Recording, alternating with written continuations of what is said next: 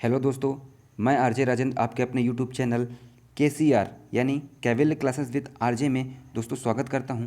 आज है दोस्तों 6 मई और आज के जितने भी इम्पोर्टेंट करंट अफेयर्स बनेंगे उनके बारे में डिस्कस करेंगे और उनसे जुड़े एक्स्ट्रा फैक्ट्स को भी जानेंगे। तो चलिए दोस्तों स्टार्ट करते हैं आज के पहले क्वेश्चन से। उसके पहले जैसा आपको थंबनेल में दिख रहा होगा कि हम क्या क्या पढ़ने वाले हैं।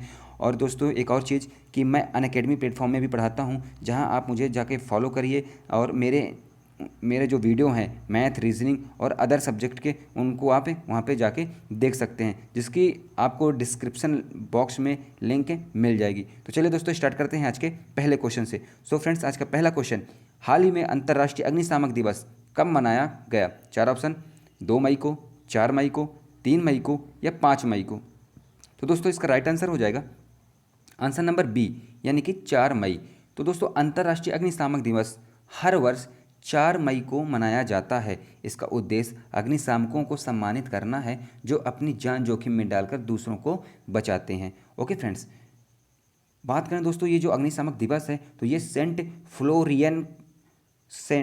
फ्लोरियन जो कि रोमन बटालियन के पहले कमांडिंग फायर फाइटर्स थे, इनकी ही याद में मनाया जाता है। इन्होंने उस टाइम पे बहुत सारे लोगों की जान बचाई थी, इसके कारण ये जो दिन है, ये दिवस है, मनाया जाता है। अब बात हुई दोस्तों इंपॉर्टेंस डे की, तो चलिए हम रिवीजन कर लेते हैं इंपॉर्टेंस डे की मई मंथ के। तो सबसे पहले 1 तारीख को दोस्तों कौन सा इंपॉर्टेंस डे मनाया गया था? तो मजदूर दिवस मनाया गया था।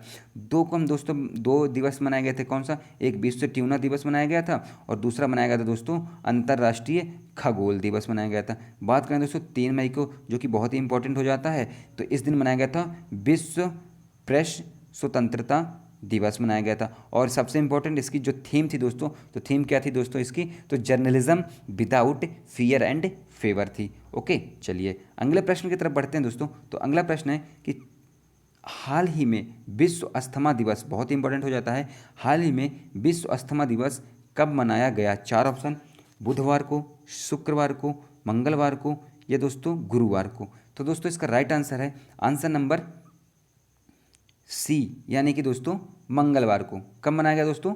मंगलवार को। तो जैसा कि आपको इमेज में आपको यहाँ पे दिख रहा होगा कि विश्व अस्थमा दिवस जो है दोस्तों कब मनाया गया है? मंगलवार को। अब ये मंगलवार को ही क्यों मनाया जाता है? तो विश्व अस्थमा दिवस हर साल मई के पहले मंगलवार को मनाया जाता है। कब मनाया जाता है? हर साल मई के पहले मंगलवार को मनाया जाता है। इस वर्ष जो मंगलवार है दोस्तों 5 मई को आया है। तो आपसे क्वेश्चन भी पूछा जा सकता है कि 2020 में जो विश्व अस्थमा दिवस है वो कब मनाया गया? तो 5 मई को, या कि मंगलवार को, मई के मंगलवार को मनाया गया। यह दुनिया भर में अस्थमा की बीमारी और देखभाल के बारे में जागरूकता फैलाने के लिए मनाया जाता है। ओके फ्रेंड्स, अब बात आती है दोस्तों इसके थीम की। तो सबसे इंपॉर्टेंट हो जाता है थीम। तो इसकी जो थीम थी, इसका जो विषय था वो है दोस्तों एनफ अस्थमा डेथ।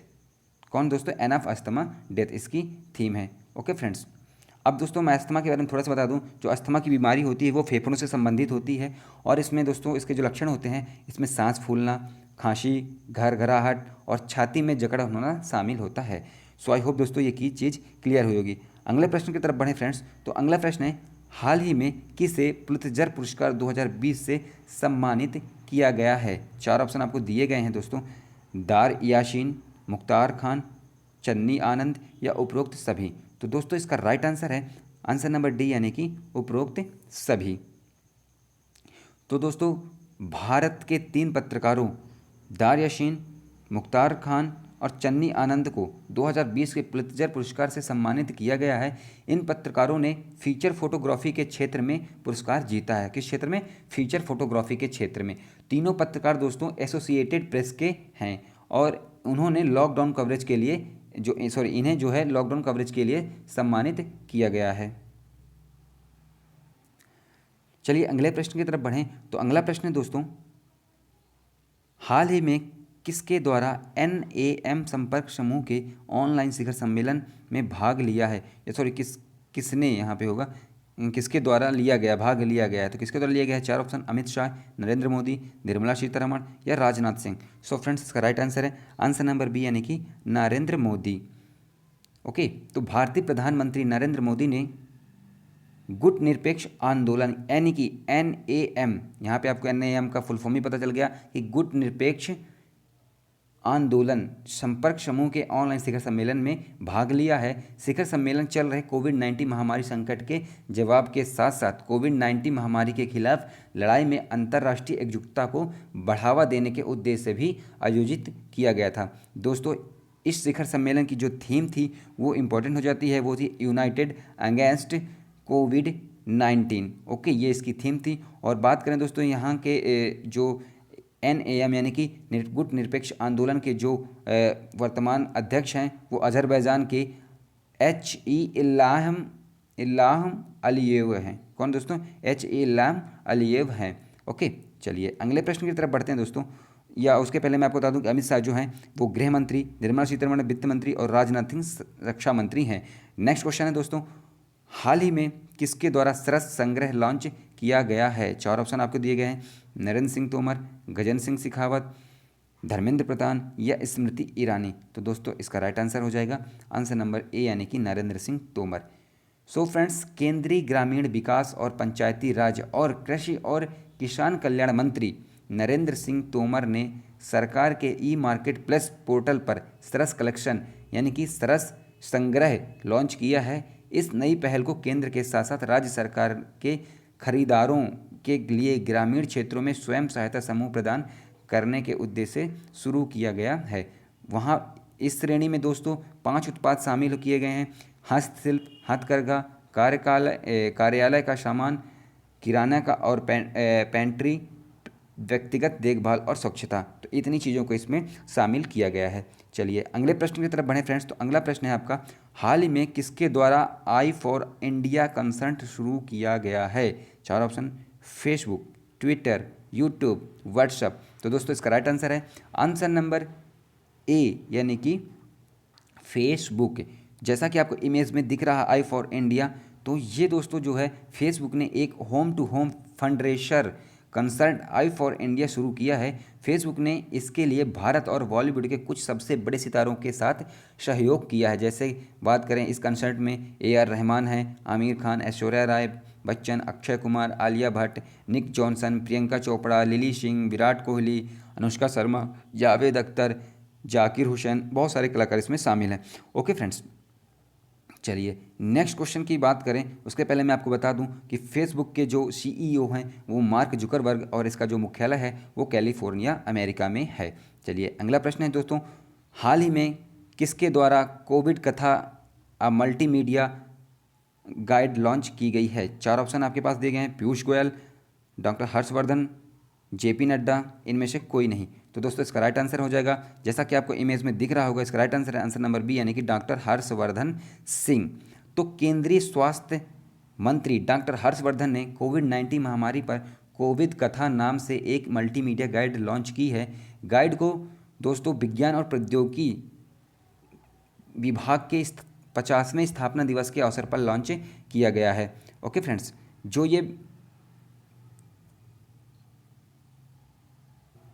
विज्ञान और प्रौद्योगिकी विभाग DST है वो भारत में विज्ञान और प्रौद्योगिकी मंत्रालय के अधीन एक विभाग है। दोस्तों इसकी जो स्थापना है यानी DST की वो 1971 मई में की गई थी और इसका मुख्यालय नई दिल्ली में है। चलिए अगले प्रश्न की तरफ बढ़ें। तो अगला प्रश्न है, किस राज्य सरकार द्वारा मुख्यमंत्री शहरी रोजगार गारंटी योजना की शुरुआत की गई है? 4 ऑप्शन आपको दिए गए हैं, मेघालय, उत्तराखंड, हिमाचल प्रदेश, अरुणाचल प्रदेश। सो फ्रेंड्स इसका राइट आंसर हो जाएगा आंसर नंबर सी यानी कि हिमाचल प्रदेश।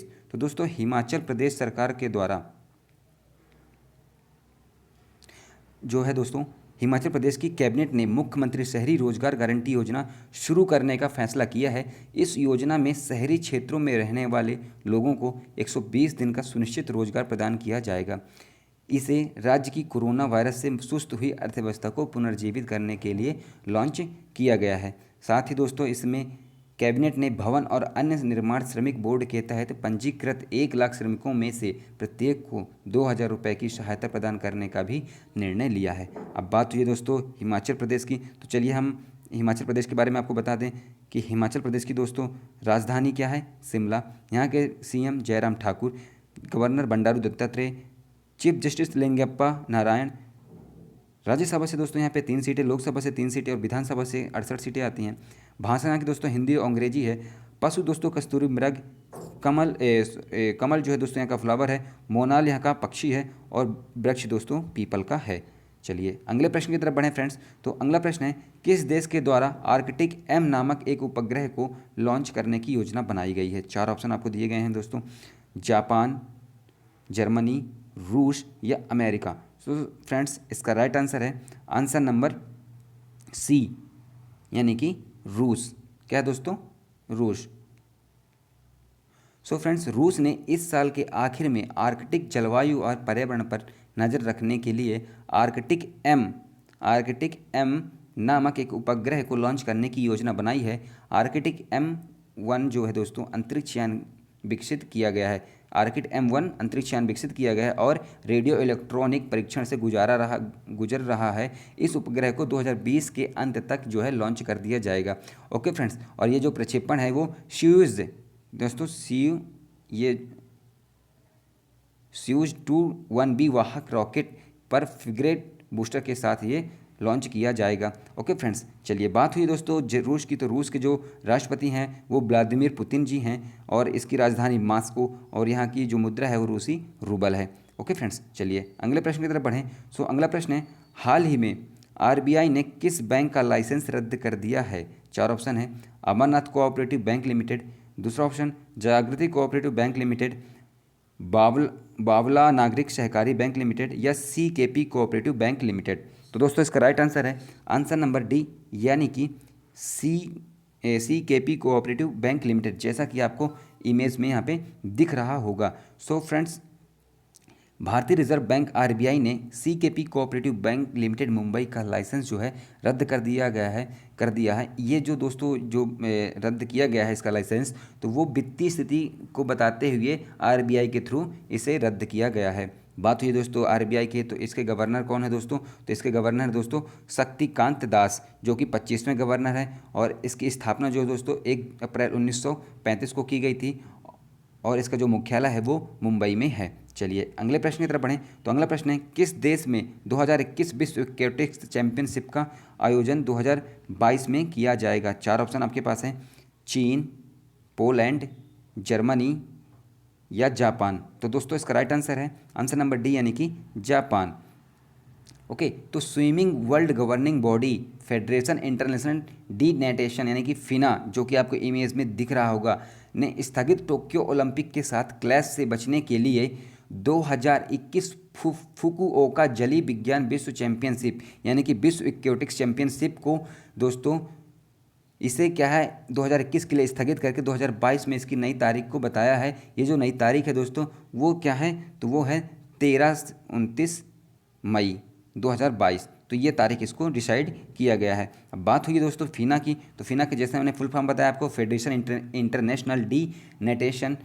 इसका जो अध्यक्ष हैं इसके वो जूलियो सी मैग्लियोन हैं। इसकी जो स्थापना 29 जुलाई 1908 को की गई थी। इसका जो मुख्यालय है वो लॉजेन स्विट्जरलैंड में है।